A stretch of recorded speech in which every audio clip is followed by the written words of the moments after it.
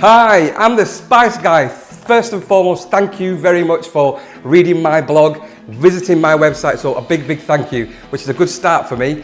Before I go any further, I apologise about my rants and my dodgy sense of humour. You'll get used to it, but I'm sure you will have enjoyed it. But it's all about the food. We're going to start making today my first ever clip here at this beautiful setting. It's a farm, it's a gorgeous farm, but we'll talk about the farm in other clips and other blogs, but we'll get to that later. The food is the most important bit. Let's do some dips. Dips, that's a marinade, that's a dip.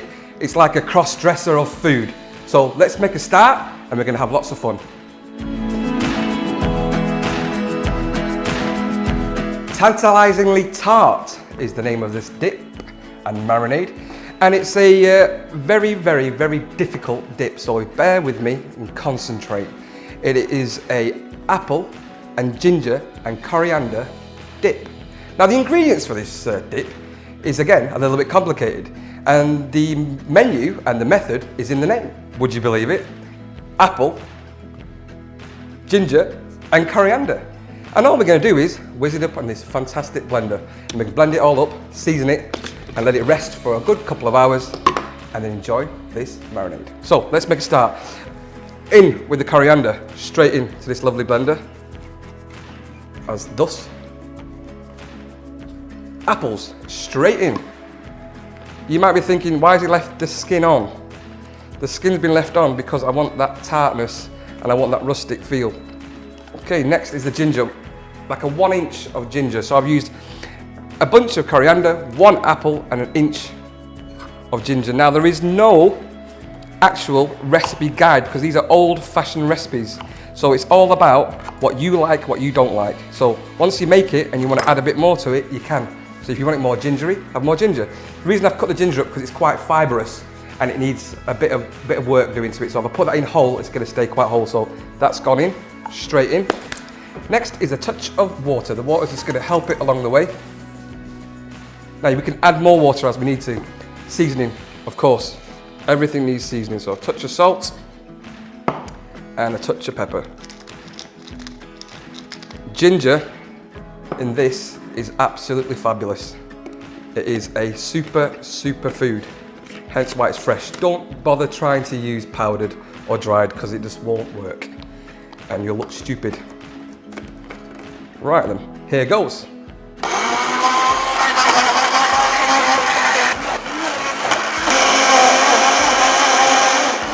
So my Tom Cruise bit is a little bit over, and as you can see, I've created this luscious green smoothie.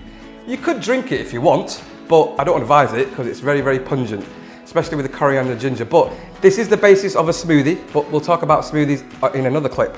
So, next phase, obviously let's get it out of here. And like anything, everything needs a little bit of time and a little bit of love. Now, you could use this straight away, but it's not going to have the full benefit of all the, I wouldn't say spices, but all the ginger and the coriander. It needs to settle, it needs to have blended. Any marriage takes time. So I'm just going to put it straight into this little terracotta dish. And if you just take a look at the colour on this, wow. Come on, look at this. And here we have a fabulous apple, coriander and ginger dip. The next dip, this is a sublimely wicked little cheeky little number. So again, the ingredients are pretty much on the board. We've got chili, garlic and coriander. That's pretty much the ingredients. We're going to blitz it all up in the blender, season it, let it marinate for a little while, and then we're going to mix it with some chicken. Straightforward. So we have 2 kinds of chilies. I got the big bad boy and I got the Napoleon style small man syndrome chilies. The small ones are always bad boys, so always watch out. But you have the odd 1 or 2 that are not hot, so there is a little test that you can do. You bite the end off and then just give it a little nick on your bottom of your lip if you're that brave. But however, just suck it and see and chuck it in. I've cut the garlic up as well because it needs a bit of help, a bit similar to the ginger. It just makes life a lot easier and you don't find big massive chunks. So let's make a start. In with the chili, I'm just going to top and tail this.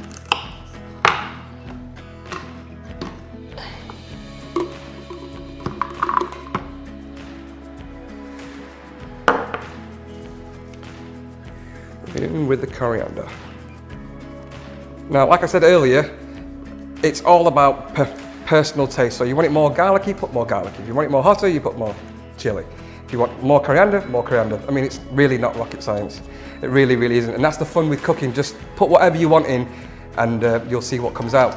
Now, a bit of water just to get it all going. And a bit of seasoning. Again, you don't have to have salt, you don't have to have pepper, but it just seasons it. And to be honest, just a little touch of pepper because there is chili in there. So on with this. Now this is a great blender. It does help that you have a good blender. If you've got not a great blender, then it's not going to really work. Okay, here we go. Tom Cruise, here we come.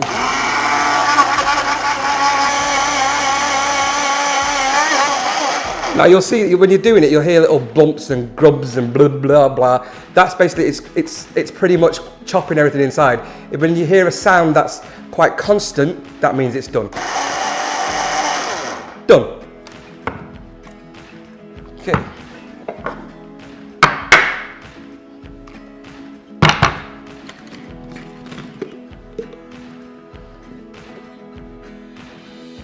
Now it is going to be green, a bit similar to the previous one, but that's going to be obvious because we have used predominantly coriander. However, this is going to be a completely different taste because you've got the chili, you've got the garlic, two completely different items. Voila. Subtle, delicately delicious. This is the final dip.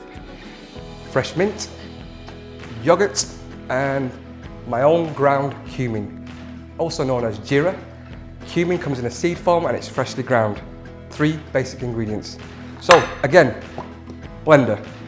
We start blending. So I'm going to add the yogurt first.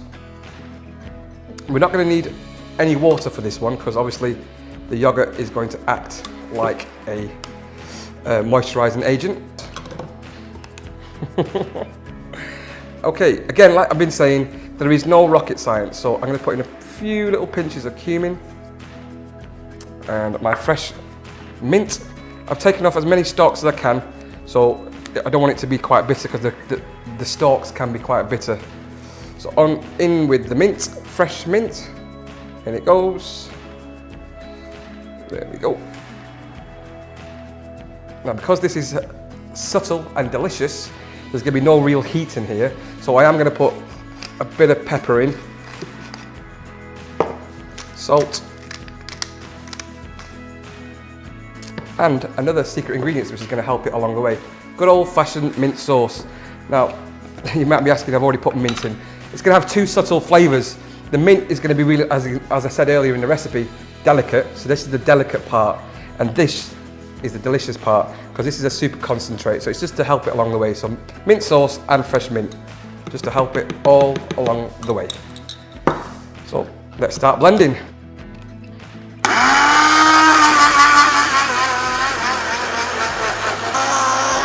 As I said earlier, when it goes to a constant sound, that means it's pretty much done. So we are probably 10 seconds away.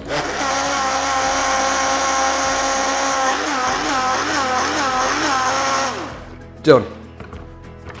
Now again, you can change the seasoning if you want it sweeter, you want it more salty, you want a bit more pepper. Again, there is no real rocket science to this, but the main ingredients and the marriage of the mint, the cumin, is the bit that we're putting together. So, smoothie number 3 done. And again, you could drink this, but I really wouldn't advise it. And it's quite thin. Voila. Thank you very much for watching my clip. I hope you enjoyed it as much as I enjoyed making these lovely, lovely dips. Dips, cross marinades. I've also made some popadoms, will you believe it, to go with these lovely dips that we're going to have. So the crew are going to enjoy this. I know they are.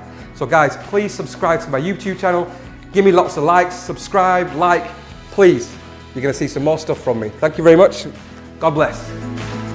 Apple, coriander and ginger, the mint, and I've forgotten what it was.